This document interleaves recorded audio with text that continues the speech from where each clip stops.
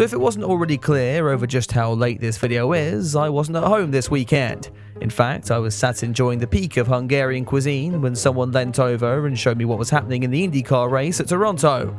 And I'm greeted with the sight of Santino Ferucci cosplaying as the bullet that missed Donald Trump. A lot's happened to you fat little lot while I've been gone. One president has accidentally filed his P45 on Twitter, and another one has nearly been assassinated, and apparently humble, though I'm not quite sure I really believe that bit. Indycar picked a good time then to get the f*** out of the country and race in Toronto this week, though things weren't much better. As usual, we've got a hell of a lot to get into, so be sure to leave this video a like and get subscribed if you end up enjoying it, and with that, let's get into the comedy review. It's Indy Toronto.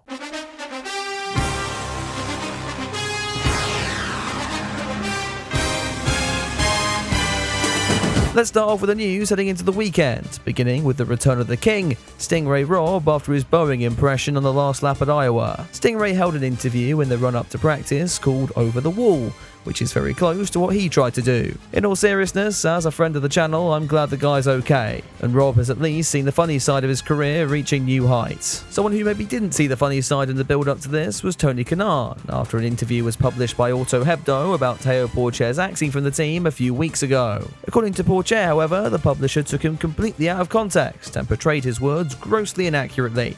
Aren't you glad Tony here hasn't got enough brain cells to speak French? Apparently, the team are actively trying to get Théo another drive in the series, so gee, I hope nothing happens this weekend to force their hand on that one. I think it's about time to dive into first practice and meet what names Dale Coyne has picked out of a hat this week. Sowry was back in the 51 car, having made a good early impression back at wherever the f*** he drove last time, whilst handling the number 18 entry was rookie Hunter McElrea, who knows the rules, follows me on Twitter, and can now do no wrong for the rest of the weekend. Marcus Ericsson, meanwhile, has come under fire for claiming F1 racer Logan Sargent is no longer on speaking terms with team boss James Vowles. Ironically, the Swede's 28 machine wasn't on speaking terms with him, as it went on strike with 24 minutes remaining in the opening session. Marcus Armstrong was in a new colour scheme this weekend, and almost gave his sponsors more publicity by scraping their names down the Toronto walls. Luckily, he was able to save this moment, a sentence which can't be said for Will Power, who was still seemingly doing celebratory donuts for his win last time out. Anyway, I wonder how Ericsson's getting on. Oh look, he's pissed himself. Over in Augustine Canapino land, the Argentine had spun his Junko's car and was now reversing around the circuit. At least the commentators can't praise that one. Augustine Canapino on the exit of turn 8. Again, looks like he managed to avoid any contact, and again, using the hybrid system to great effect, reversing down out of harm's way, hopefully just giving himself enough room to be able to flip the car around and carry on.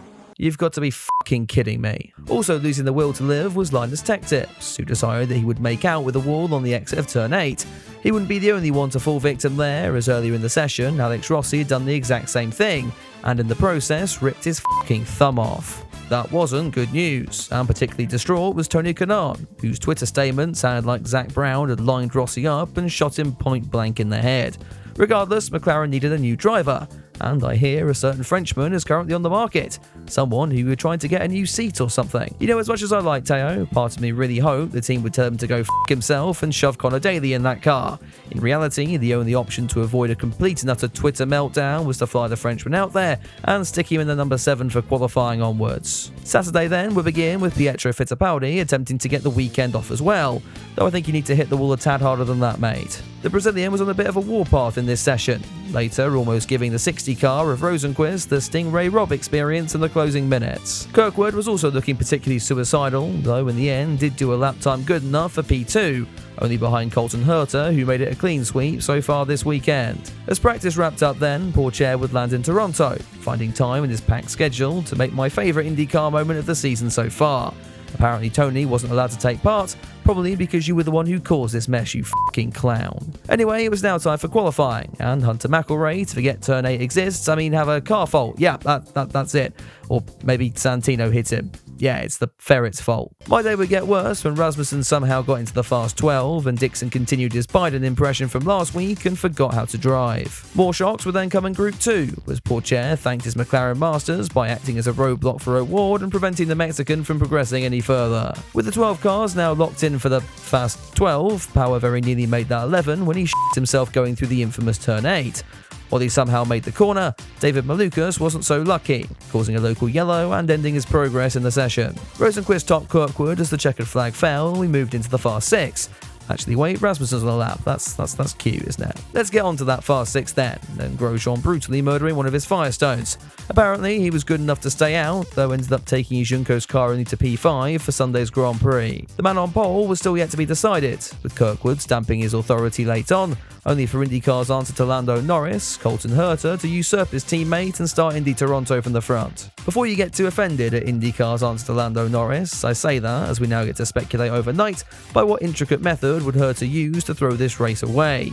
Well, he'd survived the first string of corners, which is better than can be said for Rasmussen, whose strong quali pace was denied by Ericsson being a world-renowned bell end. Further back, Ferucci was having his own accident, though somehow didn't sustain any damage.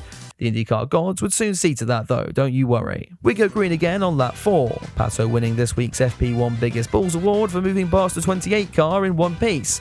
Meanwhile, Canapino decided that he could go toe-to-toe with Dixon, using his newfound confidence to pick a fight with the wall, which he proceeded to lose. Take 3 at getting this race underway would kick off on lap 8, Herta still leading Kirkwood, as it was Graham Rahal's turn to seek suicide, though was convinced to back out at the last second. With us actually managing to get a few laps under our belt now, the tyre strategy began to reveal its hand, the primaries coming to the fore, and allowing the 60 of Rosenqvist to slot past McLaughlin for 3rd. Grosjean could be thrown in with the alternate runners as well, as he'd already murdered his black sidewall set of tyres, and was now acting as a mobile chicane for the rest of the field to navigate around. At this point, we jump to lap 56, which means I'm assuming the 30 or so laps in between were a load of dog shit, and we have tech tips in the wall, as well as poor chair. I wonder what happened here. Into the pit lane. Actually, what has happened here? This incident set the tone for what was to come. Just a lap later, Rosenqvist sacrificed his race to say a big f*** you to Ericsson, and just as we thought we might have settled down again, the yellows were out for Kiffin Simpson, who joined the Turn 8 cock-up club with 18 laps to go. We go back to green with 14 tours remaining, and are still waiting for the Herta bottle to reveal itself. While we were focused on that, we completely forgot about the Pato War bottle, as he lost the rear and holy sh**. The 5 car lost the rear and wiped out Ericsson to the relief of about everyone. Too bad the IndyCar officials had fallen asleep and allowed half the field to be collected, including Ferret Man, who continued the AJ Foyt trend of going inverted off a McLaren at the end of a Grand Prix. With a third of the field now dead and Pourchaire somehow the leading papaya car by default, we'd tried to stay green for the final 10 laps of the race. It was Herta versus Kirkwood versus Dixon, who had got into the podium places by using magic or some It was a good day in the championship for Scott McLaughlin too. He was ahead of Palou and had his teammate Will Power as a rear gunner to defend from the 10 car. Oh, never mind, he's in the wall. With Scotty Mack embracing the meme, we had a 5-lap shootout on our hands. Kirkwood on Herta's tail and ready to pounce the moment the bottle arrives.